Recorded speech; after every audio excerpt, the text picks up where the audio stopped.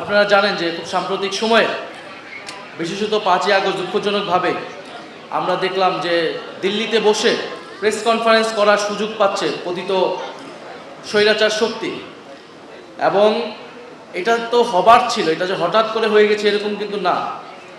এবং সরকারের জায়গা থেকে যথাযথ ব্যবস্থা না নেওয়ার ফলে, কূটনৈতিক পদক্ষেপ না নেওয়ার ফলেই কিন্তু পতিত স্বৈরাচার শক্তি, ফ্যাসিস্ট শক্তি এটা করার সুযোগ পাচ্ছে। আমরা বারবার বলেছি যে ফ্যাসিবাদ প্রশ্নে, পতিত স্বৈরাচার শক্তিকে প্রতিরোধের প্রশ্নে আমরা কিন্তু জাতীয় ঐক্য বজায় রাখতে চাই। তো তারা পররাষ্ট্র মন্ত্রণালয় একটা প্রেস রিলিজ দিয়ে বাহবা পাওয়ার চেষ্টা করছে, কিন্তু বাংলা ভাষায় একটা কথা আছে, এটাকে বলে বাগাড়ম্বর, চলতি ভাষা আমরা বলি গলাবাজি। অর্থাৎ আপনি প্রেস রিলিজে বক্তব্যে বড় বড় কথা বলতেছেন, কিন্তু আপনি কোনো কূটনৈতিক ব্যবস্থা নিচ্ছেন না। এটা তো হওয়ার কথাই ছিল। তারা তো ঘোষণা দিয়েই, এবং দিল্লি সরকার তাদেরকে সহযোগিতা করতেছে, ভারত সরকার সহযোগিতা করতেছে। ভারতীয় হাই কমিশনকে ডাকা উচিত ছিল সরকারের, এবং ডেকে কঠোরভাবে এটা নিন্দা জানানো উচিত ছিল, এবং পরবর্তীতে এই ধরনের ঘটনাগুলি সরকার কী ব্যবস্থা নেবে, কোন ধরনের কূটনৈতিক ব্যবস্থা নেবে, এইটা জনগণের সামনে উন্মুক্ত করা উচিত ছিল। তো আমাদের সরকার দলের বন্ধুরা বারবার জাতীয় ঐক্যের কথা বলে, ফ্যাসিবাদের প্রশ্নেও তারা নাকি আছে, কিন্তু আমাদের কাছে মনে হচ্ছে সংস্কার প্রশ্নে যেরকম তারা জুলাই থেকে বিচ্ছিন্ন হয়ে গিয়েছে, বিচার প্রশ্নে এবং পতিত স্বৈরাচার শক্তিকে ঠেকানোর প্রশ্নেও এই সরকার আসলে আপোষকামী। তো সরকার যদি আপোষকামী হয়, জনগণ তো বসে থাকবে না। এবং আমরা 11 দল, যে 11 দলীয় ঐক্য আছে এবং যে সকল আরও সামাজিক রাজনৈতিক শক্তি আছে জুলাই গণঅভ্যুত্থানের পক্ষে, যারা সংস্কার এবং বিচার চায়, আমরা ঐক্যবদ্ধভাবে পতিত স্বৈরাচার শক্তিকেও আমরা প্রতিরোধ করব, তার বিচার নিশ্চিত করব, এবং যে সংস্কার গণভোটের যে গণরায় অনুযায়ী, সেই রায় অনুযায়ী আমরা কাজ করব। সরকার যে সংবিধান সংশোধন কমিটি করেছে, এই কমিটি করে সরকার লেজিটিমেসি হারিয়েছে। যে কোনো ধরনের পরিবর্তন যে তারা করতে চায় না, এবং তাদের যে জনগণের আস্থা, সে আস্থাটি হারিয়েছে।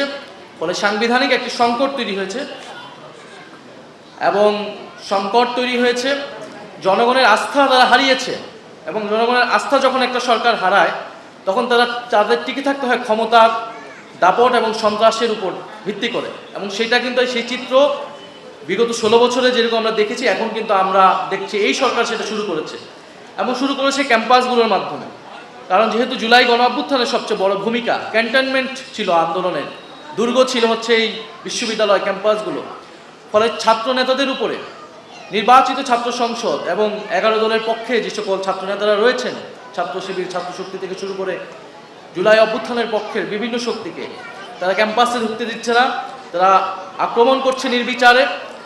তো এই যে সন্ত্রাসের অভয়ারণ্যে তারা পরিণত করছে আবারও ক্যাম্পাসগুলোকে, দখলদারিত্ব করার চেষ্টা করছে। এবং পুলিশ, বিশ্ববিদ্যালয়ের প্রশাসন, আইনশৃঙ্খলা বাহিনী আবারও দলীয়করণ হয়েছে, তারা নিরপেক্ষ আচরণ করছে না। অর্থাৎ আমরা এটা আগেই বলেছি, এই কাঠামো, এই রাজনৈতিক সংস্কৃতি পরিবর্তন হবে না যদি গোড়ায় আমরা পরিবর্তন না করি, মৌলিক পরিবর্তন না করি। এটা কোনো ব্যক্তি প্রধানের, সরকার প্রধানের ব্যক্তিগত ইচ্ছার উপরে নির্ভর করে রাষ্ট্র পরিচালিত হয় না। তো যদি কাঠামোগত সংস্কার না করা হয়, এই সরকারও স্বৈরাচারী হবে, এবং তাদের ভিতর সেই প্রবণতা আছে। ইতিহাসেও আমরা দেখেছি, তারা একটা ব্যর্থ আওয়ামী লীগ হওয়ার চেষ্টা বিভিন্ন সময় করেছে, পারে নাই, জনগণের প্রতিরোধের মুখে পড়েছে। 96 সালেও এটা হয়েছে। তো এখনও তারা যদি আবার চেষ্টা করে, তারা আবার জনগণের প্রতিরোধের মুখে পড়বে। ইনশাআল্লাহ আমরা সেটার জন্য ঐক্যবদ্ধ আছি, এবং এই সরকারকে বলবো দ্রুত সময়ের মধ্যে জুলাই গণঅভ্যুত্থানের এই সকল দাবি যদি তারা বাস্তবায়ন না করে, তাদের পক্ষে দেশ পরিচালনা করা সম্ভব হবে না।